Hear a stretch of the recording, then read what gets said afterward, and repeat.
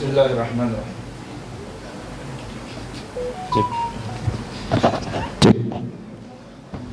Bismillahirrahmanirrahim. Assalamualaikum warahmatullahi wabarakatuh.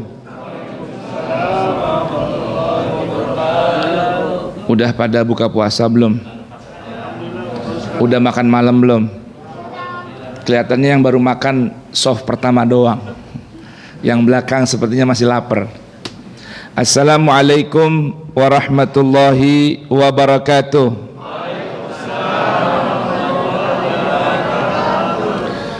Alhamdulillahirabbil alamin.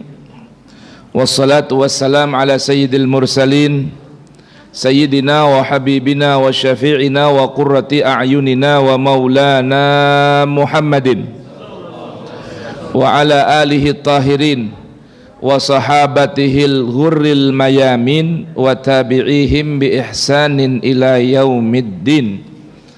Subhanaka la ilma lana illa ma 'allamtana innaka antal alimul hakim wa la haula wa la quwwata illa billahil aliyyil azim. Farabbi shrah li sadri wa yassir li amri wahlul 'uqdatan min lisani yafqahu qawli. Rabbana atina min ladunka rahmatan wa hayyi lana min amrina rasyada. Rabbana zidna ilman hab lana hukman 'allimna min ladunka ilman tawaffana musliman wa alhiqna bis salihin. Lillahi rabbil alamin. Ma'asyiral muslimin, para hadirin dan hadirat jamaah Masjid Al-Barakah, malam hari ini kembali Allah pertemukan kita di malam yang keempat ya dari malam-malam suci Ramadan yang akan masih berlangsung sekitar 25 atau 26 hari ke depan. Dan malam hari ini Al-Faqir diundang oleh DKM Masjid Al-Barakah untuk menyampaikan dalam program Kultum, kuliah 7 menit ya, 7 menit kali 2 kali 3 kali 4 kali 5 ya. Malam hari temanya belajar menteladani sosok Amirul Mukminin wa Wasiyil Mukminin Sayyidina Ali ibn Abi Thalib radhiyallahu anhuma wa karramallahu wajhah,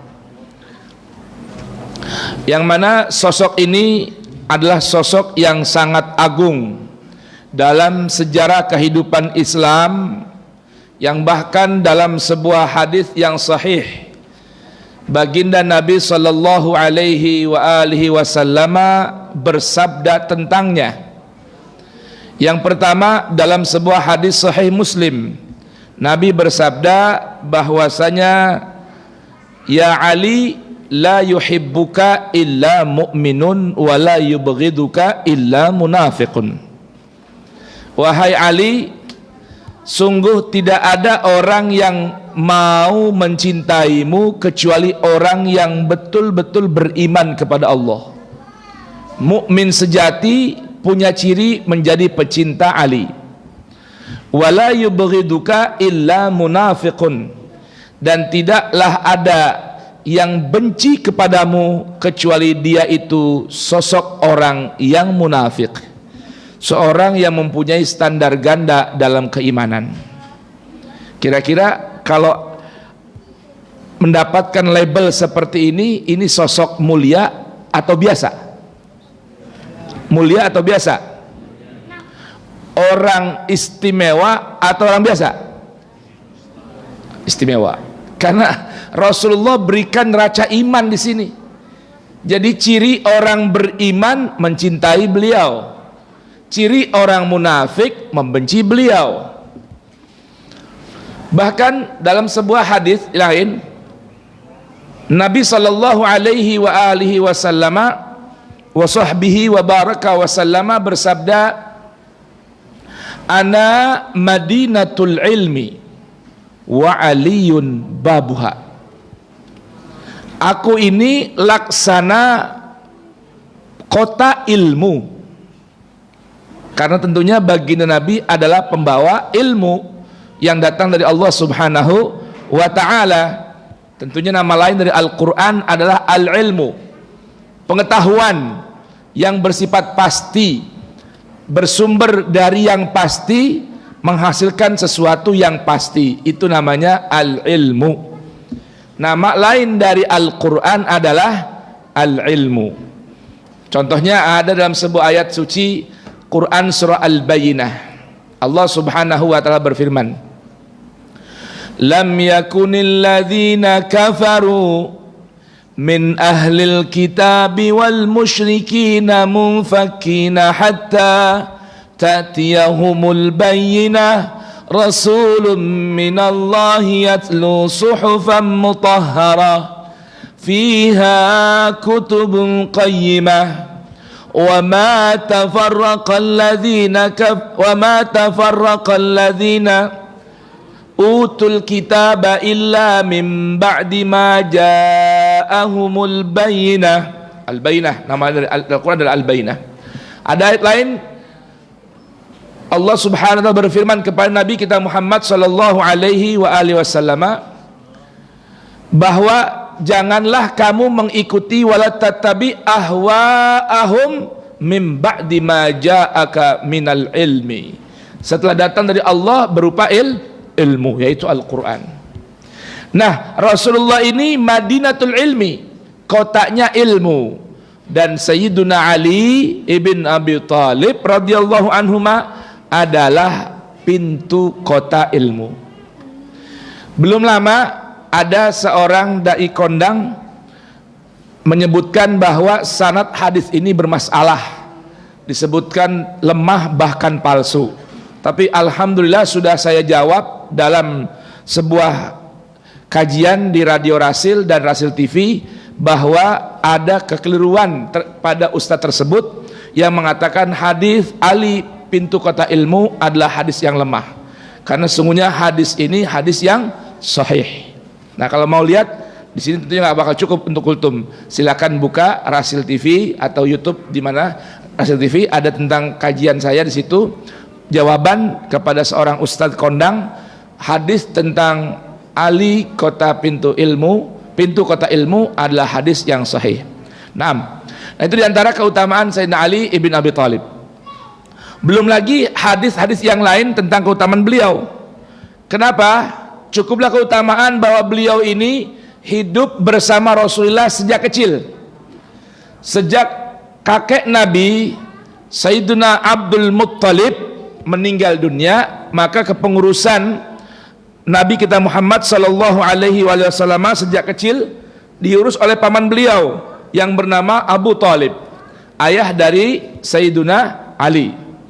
Jadi Nabi hidup sejak kecil, sejak dini, sejak usia sekitar 8 tahun dididik, dibina, dijaga, dirawat oleh paman beliau Sayyiduna Abu Thalib bin Abdul Muttalib bersama putra beliau yang masih kecil, lebih kecil dari Nabi beberapa tahun, yaitu Ali bin Abi Thalib.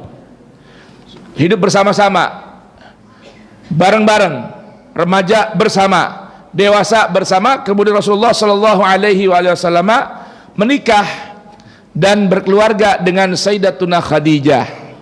Kemudian pada umur 40 tahun Nabi kita Muhammad sallallahu alaihi wasallam menerima wahyu. Maka di antara orang yang pertama beriman dari kalangan remaja adalah Ali ibn Abi Thalib. Orang dewasa Sayyidina Abu Bakar As-Siddiq. Wanita yang pertama beriman adalah Sayyidatuna Khadijah binti Khuwailid, istri tercinta baginda Nabi besar Muhammad sallallahu alaihi wa alihi wasallam. Dan kemudian setelah dewasa Rasulullah mengambil Sayyidina Ali bin Abi Thalib sebagai menantu beliau. Di antara kisah tentang teladan Sayyidina Ali bin Abi Thalib, beliau dikenal dengan julukan Abu Turab, ayahnya tanah. Abu Turab julukannya ayahnya tanah. Kenapa? Karena beliau ini senantiasa berjalan menundukkan kepalanya ke arah tanah. Jadi Sayyidina Ali itu jalan nggak pernah begini, apalagi petantang-petantang kayak orang Betawi, gitu. Orang Betawi petantang-petantang jalan begini nggak pernah ada tuh. Beliau dijuluki Abu Turab. Kenapa? Karena berjalannya selalu mengarahkan pandangannya ke arah tanah. Disebutlah Abu Turab. Kemudian di antara managib atau kisah kebaikannya Ali bin Abi Thalib terjadi ketika perang Khaybar. Di antaranya perang Khaybar, bahwa Rasulullah Shallallahu Alaihi Wasallam ingin menyerahkan liwa, bendera untuk peperangan, karena dahulu kala itu kalau bendera jatuh berarti kalah, ya. Jadi bendera itu dipegang terus. Nah, Rasulullah mengumumkan besok bendera ini akan dipegang oleh seorang yang mencintai Allah dan Allah pun mencintai dia. Wah, semua para sahabat nih malam-malam nunggu-nunggu nih. Siapa kira-kira? Semua berharap. Karena Nabi berikan apa? Sebutan, bukan nama, tapi apa? Tapi inisial. Orang ini cinta kepada Allah dan Allah cinta kepada orang tersebut. Oh, kalau para sahabat ini Pak, Ibu, urusan Allah tuh, semua berebut. Terlebih lagi para sahabat-sahabat yang disebutkan namanya, dipuji kelompoknya dalam Al-Quran yang tergabung dalam firman Allah Subhanahu wa taala, was-sabiqunal awwalun minal muhajirina wal ansar radhiyallahu anhum wa radu'an. Para sahabat-sahabat, orang-orang beriman kepada Rasul, ada dua kelompok besar yang dapatkan pujian dalam Al-Quran. Mereka ini dari kalangan muhajirin dan kalangan ansar, namun ada tanda khusus dari Allah Subhanahu wa taala dengan sebutan was-sabiqun, orang yang selalu paling depan, yang lebih duluan, suka duluan dalam kebaikan dari kalangan muhajirin, orang-orang yang berhijrah bersama Nabi dari kota Makkah menuju Yathrib. Ya, kemudian Al-Ansar, para sahabat-sahabat yang menyambut dan menampung para kaum muhajirin, karena mereka meninggalkan kota Makkah tidak boleh bawa apa-apa. Orang kafir Quraisy bilang, yang mau ikut sama Muhammad hijrah ke Yathrib boleh. Laki-laki, jika di laki-laki nggak boleh bawa istri, nggak boleh bawa anak, nggak boleh bawa kudanya, nggak boleh bawa hartanya. Kalau perempuan nggak boleh bawa suaminya, pilih mau dia yang pergi, suaminya atau istrinya. Maka banyak para kaum muhajirin ini datang ke kota Yathrib, saat itu yang akhirnya bernama kota Madinah, nggak bawa apa-apa, miskin papa. Maka sahabat Ansar dipuji oleh Allah Subhanahu wa taala dari kalangan as-sabiqinnya, orang-orang yang terdahulu masuk dalam Islam, paling dulu dalam kebaikan, nggak mau kalah dengan orang yang lain dari kalangan muhajirin. Mereka ini diberikan label oleh Allah memiliki sifat, ya, atau perbuatan yang begitu abadi dalam Al-Quran dengan sebutan walladzina tabawwa'ud dara wal iman. Mereka orang yang menyiapkan tempat, menyiapkan lahan buat para sahabat muhajirin. Bahkan wa yu'thiruna ala anfusihim walau kana bihim khasasah. Bahkan mereka mendahulukan kepentingan muhajirin sekalipun mereka punya keperluan.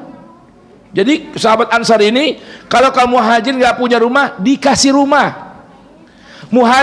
Sahabat Ansar bila hanya punya rumah 1, 2 tingkat, 1 dikasih ke sahabat muhajirin di lantai atas, mereka tinggal di bawah. Subhanallah, ini kaum Ansar.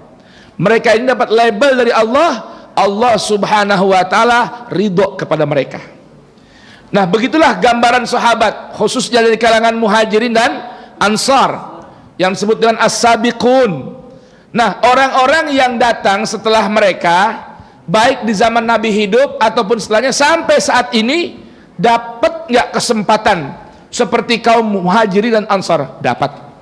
Siapa yang bilang? Allah. Dalam ayat apa? Allah berfirman dalam Al-Quran, walladzina taba'uhum bi ihsan. Orang yang mau ngikutin jejaknya para kaum muhajirin dan ansar dengan ihsan, dengan cara yang baik, dengan cara yang digambarkan dalam Al-Quran. Apa itu tadi? As-sabiqun, selalu menjadi orang yang paling dulu, terdepan dalam amal kebajikan.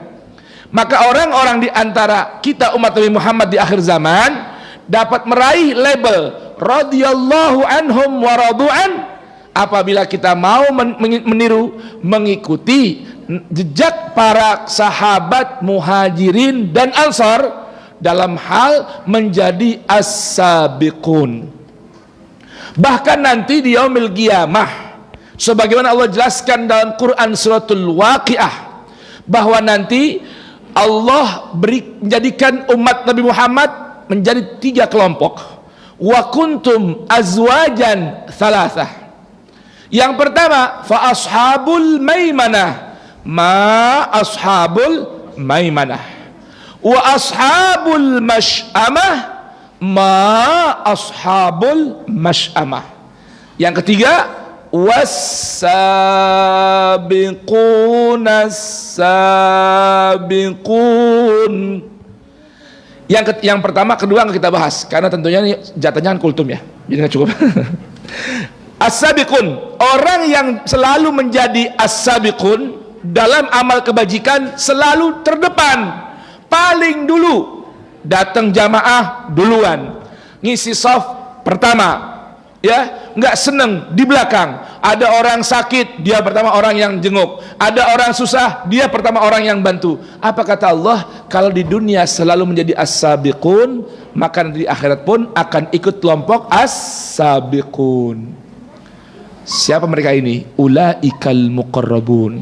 Mereka menjadi orang-orang yang punya posisi dekat dengan Nabi Muhammad, dekat dengan para malaikat, dekat dengan Allah Subhanahu wa ta'ala.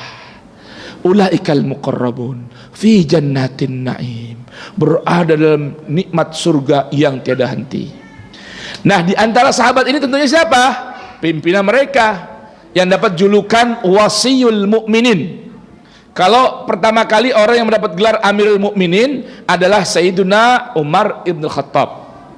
Kalau orang yang mendapat julukan Wasiyul Mukminin, orang yang dipesankan oleh Nabi untuk menjadi contoh dan panutan, yaitu Sayyidina Ali ibn Abi Thalib.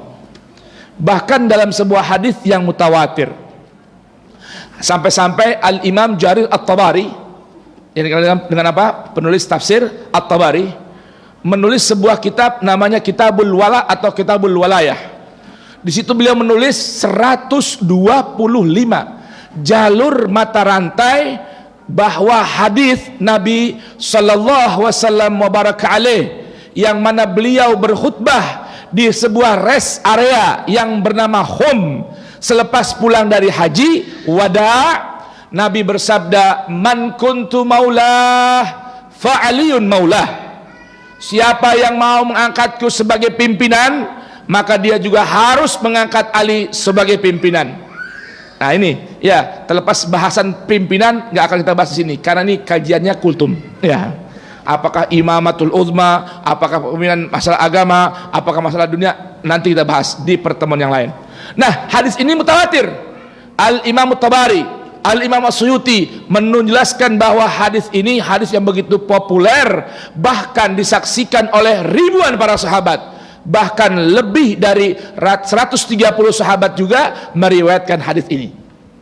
Nah, kemudian di antara keutamaan Sayyidina Ali tadi, ketika perang, semua orang menunggu nih, siapa kira-kira besok nih orang yang dikasih megang bendera oleh Nabi kita Muhammad sallallahu wasallam wa baraka alaih. Sedangkan saat itu Sayyidina Ali bin Abi Thalib lagi matanya sakit. Kenapa namanya? Debu, karena angin banyak tuh matanya agak apa namanya, burem, sakit mata, kena ramad. Akhirnya pagi hari Rasulullah sallallahu alaihi wasallam memanggil Sayyiduna Ali bin Abi Thalib radhiyallahu anhuma dan menyerahkan bendera pada beliau. Lalu beliau berkata, ya Rasulullah, kedua mataku sedang bermasalah, mataku memerah, nggak bisa memandang ke depan, jangan jelas. Maka Rasulullah sallallahu alaihi wasallam memberikan ludahnya, diludahi mata beliau, maka sembuh seketika merah matanya, hilang buramnya, bahkan kata beliau lebih jelas dari sebelum kena mata, sebelum kena ludahnya Nabi kita Muhammad sallallahu wasallam baraka alaih. Kemudian Al-Imam Al-Hakim dalam Mustadraknya meriwayatkan beberapa hadis tentang keutamaan Ali bin Abi Thalib. Di antaranya hadis Tair, hadis tentang burung. Apa itu burung? Maksudnya daging burung. Sayyiduna Anas ibn Malik radhiyallahu an meriwayatkan sebuah hadis bahwa kuntu akhdimu Rasulullah sallallahu alaihi wasallam faquddima li Rasulillah farahun mashwi. Kata Sayyidina Anas, saya ini kan menjadi pembantu Rasulullah bertahun-tahun. Satu saat ada orang membawa kepada Rasulullah sallallahu alaihi wasallam seekor burung panggang, daging burung panggang. Ya, karena memang ada beberapa makanan yang Nabi itu suka, bahkan itu gambaran makanan ahli surga. Apa itu diantaranya? Buah-buahan. Dalam Al-Quran itu buah-buahan itu gambaran buah rezeki dari Allah untuk manusia di dunia. Yang suka makan buah-buahan nanti akan makan buah tersebut di mana? Disukanya Allah Subhanahu wa taala. Kemudian juga diantaranya walahmi tairin mimma yashtahun, daging burung. Ya, kalau sekarang kita agak susah nih karena tempat burung-burung singgah yang berimigrasi kan ada burung-burung, jenis burung tuh ibis, ya itu diantaranya kuntul, ya itu kan bermigrasi terus tuh keliling dunia. Nah, suka mampir biasanya. Dulu biasanya mampir daerah mana?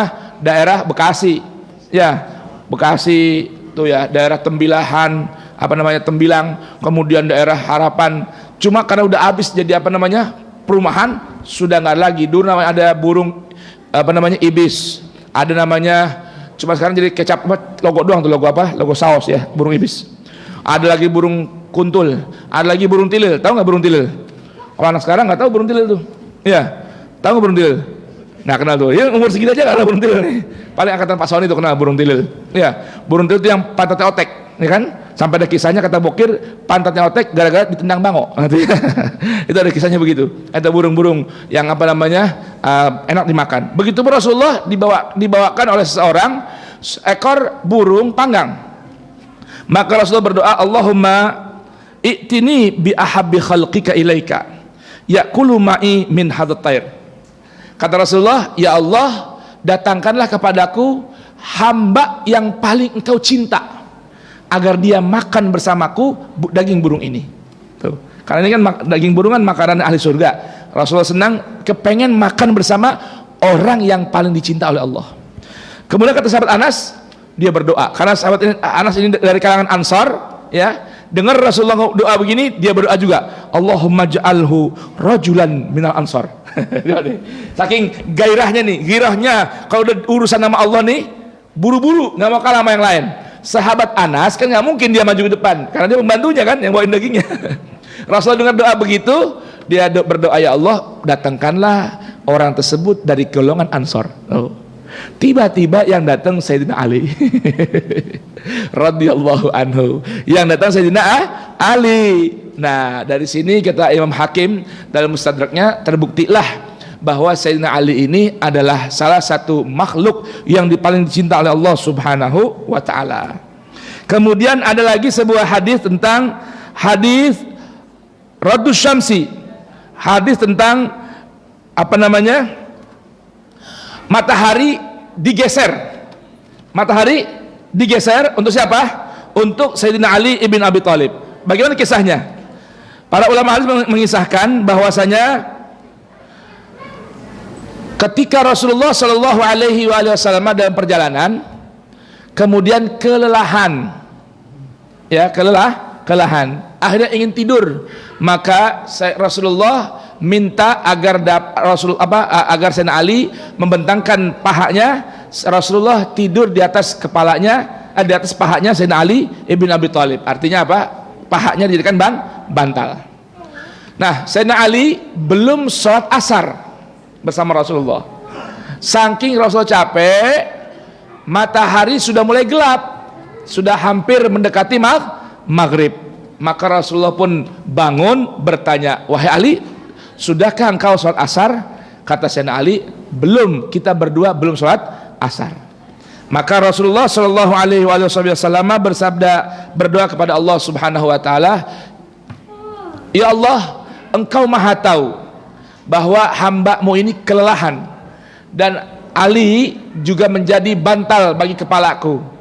Aku tidak ingin sholat keluar waktu, maka ya Allah, geserlah matahari kembali ke tempat asalnya agar kami bisa sholat asar dahulu. Coba tuh, ini istimewa kira-kira? Istimewa gak? Oh, ini gambaran nih Sayyidina Ali bin Abi Thalib. Nah, Sayyidina Ali bin Abi Thalib ini dinikahkan oleh Rasulullah kepada putri kesayangannya. Siapa itu? Sayyidatuna Fatimah. Ya, Sayyidatuna Fatimah yang akhirnya melahirkan beberapa orang anak. Di antaranya yang paling agung dikenal adalah Al-Imam Hasan dan Al-Imam Husain. Ya, ada Sayyidina Muhsin wafat masih kecil. Ya, jadi 3 putra beliau, Al Hasan, Husain beserta Muhsin. Namun Muhsin ini tidak sempat hidup lama karena meninggal di saat kecil. Ada yang mengatakan masih baru lahir kemudian meninggal dunia. Yang hidup adalah Al Hasan dan Al Husain.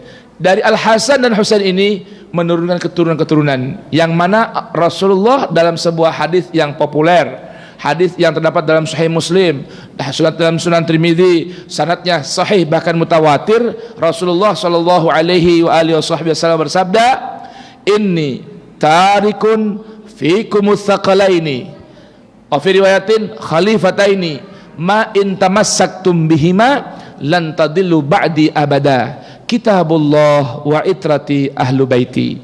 Kata Rasulullah Shallallahu Alaihi Wasallam, sungguh aku tinggalkan di tengah-tengah kehidupan kalian 2 perkara, 2 pusaka, 2 khalifah, yang mana jika kalian mau berpegang kepada keduanya, dipastikan kalian tidak akan tersesat jalan setelahku selama-lamanya.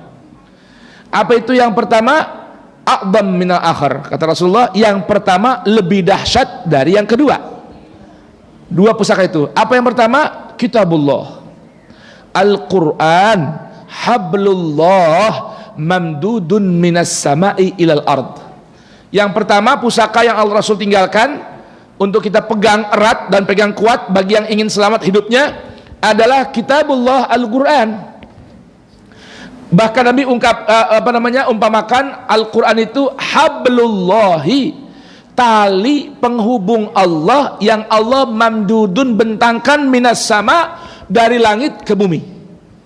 Jadi ada, ini kalau kita lihat nih sekarang mata kita kotor aja banyak dosa. Al-Quran ini laksana sebuah tambang tali kuat yang Allah bentangkan dari atas langit ke bumi. Bagi orang yang berpegang kepada tali ini, dijamin hidupnya tidak akan tersesat selama-lamanya. Ini yang pertama nih. Maka Rasulullah katakan tadi, bekal atau pusaka yang pertama a'dham, lebih mulia dari yang kedua. Kemudian yang kedua apa kira-kira? Wa itrati ahlu baiti, anak keturunanku yang sejalan dengan Al-Quran tadi. Jadi kata-kata ahlul bait, anak keturunan keluargaku, yaitu Ali wal Fatimah, Al Hasan wal Husain, serta istri-istri Rasulullah Shallallahu Alaihi Wasallam. Ini adalah pusaka yang kedua. Jika kita berpegang kepada keduanya, maka dijamin oleh Rasulullah hidup kita tidak akan tersesat jalan. Adapun hadis tentang kitab Allah dan hadisku, hadis ini adalah palsu. Sedangkan hadis kitabullah wa sunnati, hadisnya bermasalah. Jadi hadis yang sahih adalah kitabullah wa itrati. Namun Al-Imam As-Suyuti mengatakan bahwasanya antara hadis kitabullah wa itrati dan hadis kitabullah wa sunnati masih bisa digabung. Apa maknanya kata beliau? Maknanya ketika Rasul berkata bahwa 2 pusaka Al-Quran dan keluarganya, dalam hadis lain Al-Quran dan sunnahnya, maka dapat dipahami orang yang paling mengerti tentang sunnah Rasulullah adalah para sahabat. Nah, yang paling mengerti di antara para sahabat adalah ahlul bait Rasul dan itrahnya Rasul. Ahlul Bait berarti istri Rasul, itrahnya Rasul adalah anak keturunan Rasul. Ali, Fatimah, Al Hasan wal Husain. Ini kata Imam Suyuti, hadis ini masih bisa digabung, dijamak ya antar keduanya. Walau kalau adapun hadis yang kitabullah wal hadis wa hadithi, itu hadisnya palsu. Kalau yang sahih, bahkan paling sahih adalah kitabullah wa itrati. Kalau hadis kitabullah wa sunnati fihi maqal, terdapat perbincangan tentang sanadnya, ada permasalahan sedikit tentang sanadnya. Tapi yang paling sahih adalah hadis kitabullah wa itrati. Nah, jamaah hadirin yang dirahmati Allah Subhanahu wa taala. Kalau tadi kita katakan, kalau tadi Imam Suyuti mengatakan bahwasanya hadis tersebut masih bisa digabung, maka tentunya hadis yang Nabi bersabda, "Aku adalah kota ilmu dan Ali adalah pintunya," maka hadis ini menjadi benang merah tentang hadis kitabullah wa itrati dan kitabullah wa sunnati. Jika kita gambarkan di hadapan para sahabat tentang pemahaman sunnah, maka tidaklah berlebihan jika dikatakan para sahabat adalah ulama, alim, dan orang yang mengerti tentang Al-Quran dan sunnah Nabi. Di antara para sahabat yang paling mengerti, maka tentunya adalah sahabat yang paling dekat hubungannya dengan Rasulullah. Siapa itu? Yang semenjak dini, semenjak kecil bersama Rasul, tentunya Sayyiduna Ali ibn Abi Thalib. Maka tidak berlebihan kalau Rasul katakan, "Aku adalah kota ilmu dan Ali adalah pintunya." Jamaah hadirin yang dirahmati Allah Subhanahu wa taala, mudah-mudahan sedikit kisah tentang Sayyiduna Ali ibn Abi Thalib karramallahu wajhah dapat bermanfaat untuk kita jadikan sebuah teladan dalam kehidupan tentang mengenal Al-Qur'an dan sunnah Nabi Muhammad sallallahu alaihi wa alihi wasallam. Sebagai penutup, saya ingin bacakan satu hadis dari Sayyidina Ali bin Abi Thalib yang terdapat dalam Sunan At-Tirmidzi. Hadis ini berbunyi bahwa ketika Sayyidina Ali bertemu Rasulullah sallallahu alaihi wasallam, beliau mendengar Rasul bersabda, "Ya Ali, innaha satakunu fitan." Wahai Ali, nanti sepeninggalku akan terjadi bermacam fitnah. Tuh, jadi setelah Rasul meninggal ini apa? Akan terjadi bermacam fitnah. Jangankan sekian puluh tahun, ketika Rasul wafat saja sudah mulai ada keributan berkenaan dengan siapa yang layak menjadi khalifah pengganti Rasul sallallahu alaihi wasallam. Nah, Sayyidina Ali nggak heran, kata beliau, karena saya pernah mendengar Rasulullah bersabda, "Innaha satakunu fitan." Fakultu mal makhraju minha ya Rasulullah.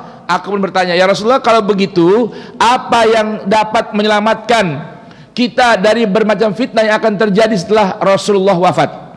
Rasulullah bersabda, "Kitabullah." Kalau ingin selamat wahai Ali, peganglah Al-Quran. Kenapa? Fihi naba'u ma kana qablakum. Dalam Al-Quran terdapat berita-berita umat masa lalu untuk diambil pelajaran. Wa khabaru ma ba'dakum, dan informasi yang akan datang di saat di dalam Al-Quran sudah disebutkan. Wa hukmu ma bainakum, dan Al-Quran adalah penetap, pemutus perkara di antara kalian. Wa huwal faslu wa laysa bil hazal. Al-Quran adalah benang merah pemisah antara yang hak dengan yang batil, dan Al-Quran bukan bahan guyonan.